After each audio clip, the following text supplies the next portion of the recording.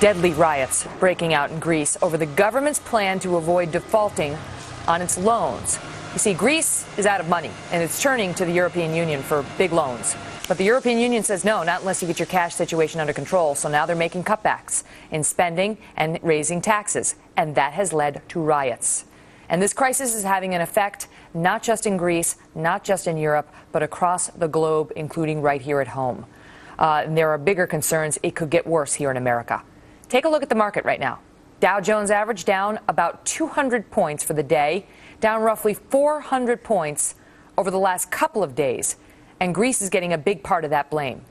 Joining me now, somebody who has thoughts on this and who has warned about it. That's Texas Congressman Paul. Congressman, thanks so much for being back with us. You've had your eye on Greece for a while now. This probably comes as no surprise to you. No, not at all. And I think this is just the opening of a much more serious crisis than the financial crisis. I think what we're seeing is a shift from the financial crisis, the financial institutions, to a currency crisis. Even though the dollar is up sharply today and has been up sharply last week, I see this as an attack on the dollar. Because in terms of gold, the dollar has been rapidly devalued. And this means that gold is acting as money. They're giving up on the paper currencies. And I think this country and the world is in for big trouble because this is a currency crisis, and it's much worse than having a financial crisis. You know, they say that, look, okay, what's happening in Greece is one thing. But if this expands to Europe, and they're saying Portugal could be next, the German chancellor says she's very worried and that the European has to bail out Greece because she's worried about it spreading to Europe. And there are other countries that could follow, Spain and others. If this becomes a European problem, it very much becomes an American problem as well, does it not?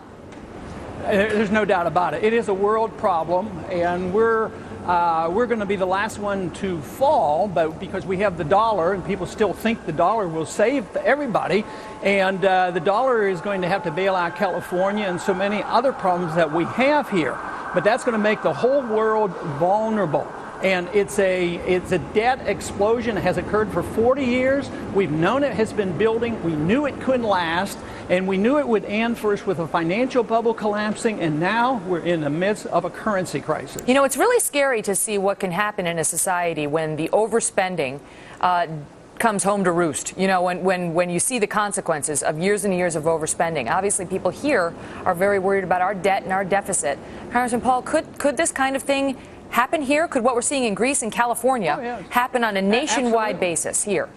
Absolutely, and there's going to be anger and there's going to be riots in the streets as well. But this is all a consequence of the fact that why and how do governments spend like this? It's because they don't have sound money. When we run up deficits, we tax, but never enough. We can't tax, it would ruin the economy. Then we borrow, and we get away with that for a long time. But we rely on the printing presses from the Federal Reserve to create the money, and that's where the problem is. This is why we have to look at the Federal Reserve. We have to get an audit of the Federal Reserve. We have to look at the monetary system and the dollar system because you can't have fake money. This is counterfeit. And we've been operating like this since 1971. No time in the history of the world has the whole world been on fiat money for so long, building up these financial bubbles, distorting the economies and running up all this debt, and it has to be paid for. You actually think that just the beginning. Do you actually think that the Federal Reserve may be secretly bailing out Greece anyway, because we can't audit the Federal Reserve, so we don't know what it's doing with its money? You think they may be funneling money over there right now? Well, they're capable of doing it, and that's why I demand an audit. But we do know that the IMF has offered them a lot of money, and we're like 25% of the IMF, and that money has to come from us. It has to come from creating new money. But what they do secretly, we don't know. But they're capable of doing it. And believe me, if push comes to shove, they're going to use the dollar because people still are trusting the dollar. We still have the big economy, but that just delays the inevitable and makes the downturn that much worse. How much of this fall in the Dow do you attribute to Greece?